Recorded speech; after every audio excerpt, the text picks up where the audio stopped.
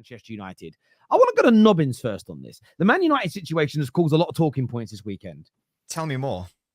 In the sense of, it wasn't a bad performance overall. There was definitely some areas to work on. But probably more arguing this weekend amongst Man United fans than I've seen in 3 or 4 months. And the call out has been all the sort of eye test merchants who have always said, as long as we play good football for the large majority of the game, I don't care if we win, lose, or draw, are still not happy that we played nice football for the majority of the game, but we didn't win. You've got the results-based guys who always are positive no matter what. We're really angry that we played well but didn't win, and we're talking about we were better under Ollie. It feels a bit strange to me. How did you see Man United's performance at the weekend?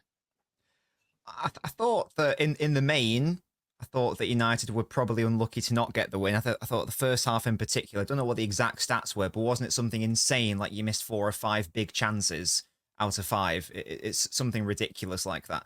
I guess the question mark for me, as an outsider looking, is more the fact that it sort of went away from United towards the end, and you didn't kill off Palace, obviously, and then Palace came more back into it, and then it was Palace who were on the front foot, obviously, and this is the issue where in the Premier League, if you don't kill off the opposition, then that is the case. So I think it's probably a performance which raises more questions than answers. Rashford didn't feature at all, did he? Or did he come off the bench? I don't know. He came on late. Yeah. I know a lot of United fans, have been I know a lot personally who like have fallen out of Rashford now, and they sort of think that, all we need to do is drop him and our woes will be resolved. But I think you take him out of the side, you lose a lot of goal scoring threat. Of course, I know it was only Barnsley, but hey, he scored a couple of goals. I think Rashford's he's clearly a confidence player and a form player. I thought it was a little bit surprising that he didn't start. Again, I know it's only Barnsley, but still. So yeah, I think from my perspective, it probably raises more questions than answers, to be honest. First half promising, for opening bits of the second half promising, but you didn't kill your opponent, and they came back into it, to be fair. So again, if I was a United fan, I don't really know what I'd think, to be honest. How about you, from your point of view, Igal? I know there's no love lost when it comes to you talking about Manchester United. How do you think they did at the weekend? And is it the kind of performance that we should take encouragement from as Man United fans, in the same way yourself did in the early stages of your rebuild? Terry, you guys did everything but put the ball in the back of the net. Let's be honest. Defensively, you guys were good. It was a Dean Henderson revenge game. He literally looked like he was out there to try to get some sort of make a statement for him being sold or something. He made 7 saves. You force a goalkeeper into 7 saves. You can't really criticize your team too much. I feel like the thing is, away from home, you guys do struggle to score as many goals as you usually would at home. And I feel like your performances away from home are a little bit more closer and cagier. But right now, early in the season, the performances matter more, I feel like, than the results. It's not late in the season where you just need to get results for a top 4 or something. It's so early in the season. You want to build good habits. And I know people want the results, people want the wins, but at the end of the day, you didn't lose. It wasn't a situation like Brighton where you necessarily didn't play so well. You almost could have won and you ended up losing. You'd rather have the right way of play starting to build up, have your players build the right habits, and then hopefully build off from there. So I don't think it's not necessarily that bad. I couldn't really criticize too many people. The only person I really made fun of was what was Martinez doing, 2-foot jumping in the air with the player. That I thought that was crazy. Like WWE. Yeah, and I thought if you're going to give a red card to a player, that he could have easily been given a red card for that situation. But overall, and also your manager, he shouldn't be taking Zirkzee off. If you guys are playing that well, I don't know why he took him off, but when he took him off, the game kind of changed. Ten Hag as the manager is supposed to make changes to benefit you guys as a football club to try to win the game. It seemed like he did more harm than benefit with his substitutions. So you can't really fault the team. I think this is on Ten Hag. You guys were you were playing well. He messed it up. Yeah, I look at it this way. I think it's about being balanced. Everything you've said there about Ten Hag's bang on. He tried, and me and Staffy went through this in detail Saturday. He tried to do something where he wanted to draw Palace out, who'd been sitting very deep against us, who showed us a huge amount of respect by not trying to attack us too much, not trying to press us. And his approach went wrong. However, although I understand what he was trying to do, you have to still criticize getting it wrong. However, you can't undo the first 75 minutes of the game and not say that if the players had converted some of those chances, then those last 15 minutes and what he tried to do wouldn't have mattered. So I don't think it's a case of purely blaming, and I don't think Staffy did this either, but purely blaming the manager. Equally, I don't think you can purely blame the players. But it was a really interesting stat that came out after this game. Man United so far this season have missed 17 big chances in the league.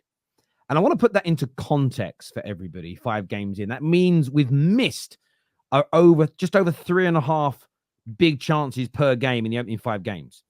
Give an example of how again, that needs to change. I'm not denying that. Man City, I went and did the maths myself earlier. Over the last 6 seasons combined, Man City averaged 2.55 big chances created per game. Not missed, but just created. The fact we've been missing 3.5, 3.6 per game, that isn't something to praise because you're missing big chances. But from the perspective, one of the biggest criticisms we had in the last few years was, can you break teams down? How are you going to create chances? That, for me, again, is a positive that I can take as a United fan.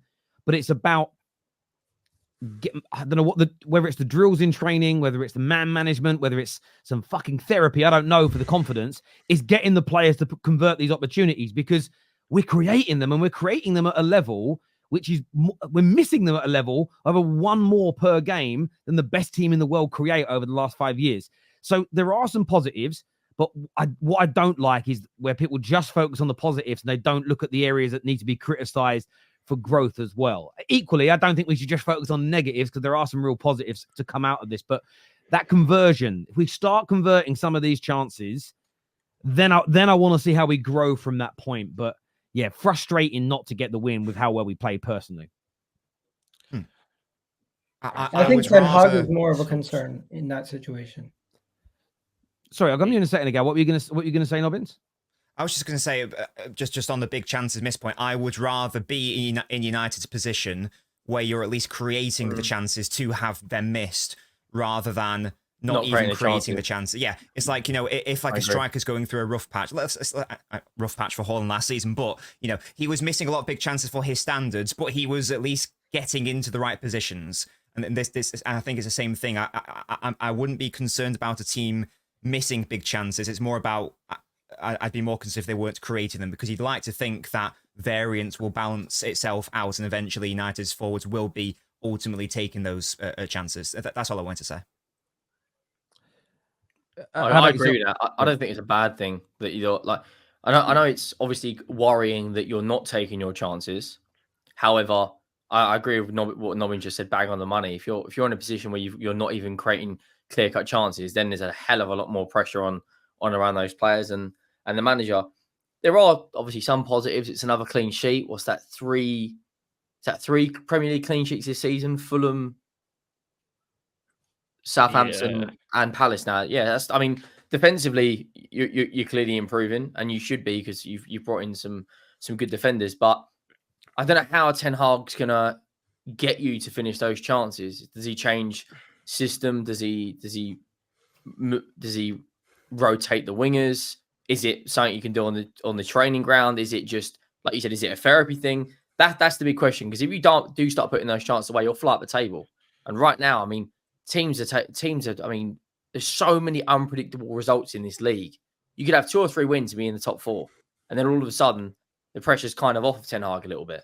So if he changes it around, but equally, if you carry on going like this, you could slide down the table. So it's such fine margins.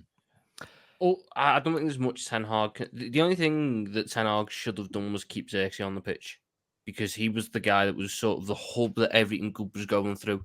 And I feel like taking him off, because Rashford came on for him, and I felt like United kind of lost a bit of control in their attacks. It kind of became more frantic and less organised, and I felt the game started to go away from United a little bit there in terms of getting that winner. So Xerxes definitely should have stayed on. I feel like Ten Hag almost just needs to make the ballsy substitutions. I would have taken Garnacho off. I don't think Garnacho necessarily had the greatest game. If you're chasing a goal, I don't necessarily think that's the worst sub you can make, bringing Rashford on for Garnacho and keeping Xerxes on to try and bring Rashford into the game, getting the ball in positions where he can have a shot closer to goal. Ten Hag can't do much about the players finishing. He can only instruct the players to be where they are on the pitch. The fact they're creating the chances is probably a good sign that the work that him and his coaching staff are doing is working at, and they're getting the correct things. He's not in control of Xerxes missing 5-yard headers, or Garnacho missing, or Fernandez missing, or whoever it is missing. I also, on that game, Eriksen had a really good game. And I feel like that's a kind of something that I didn't expect from United this season. But I feel like he's kind of... I still don't think he's the perfect partner for Mainu, because it asks Mainu to do an awful lot in terms of covering ground. But in terms of the team, Eriksen gives you an element of control which no one else does.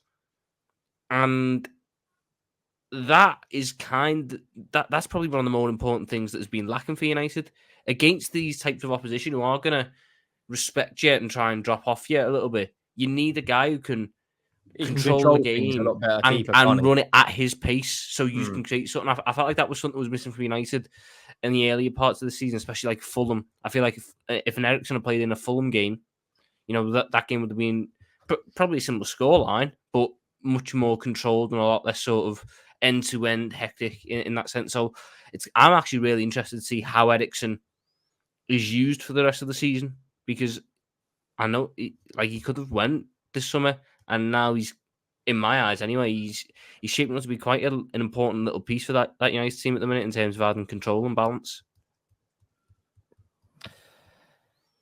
Staffy, I want to ask you a question. You tweeted something at me at the weekend, and people will probably be shocked because it was quite a positive tweet. Along the lines of improvements are there. I think it was when I tweeted about Chelsea's rebuild and how they're not manager-centric, and how they started improving at the back end of Poch, but a new manager has come in and continued that, because the head coach isn't necessarily the most important component of a football club anymore. You sort of echoed that when looking at Manchester United, that there are some improvements this year that you're sort of happy with, in the sense of, even if Ten Hag can't start getting any subs right, doesn't start getting any starting lineups right, somebody else can come in and pick up the reins and make us a better team.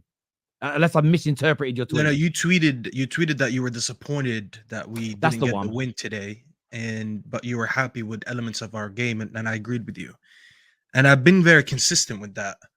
This is why, if anyone is surprised it was a positive tweet, they shouldn't be surprised, because it means they're not watching the Football Terrace enough. Because I've said all summer that I'm happy with the signings that we're making, bar maybe the Ugarte one, but that was 5 signings. So if I agreed with 4 out of 5, that's 80% of me being satisfied. That's a very high percentage.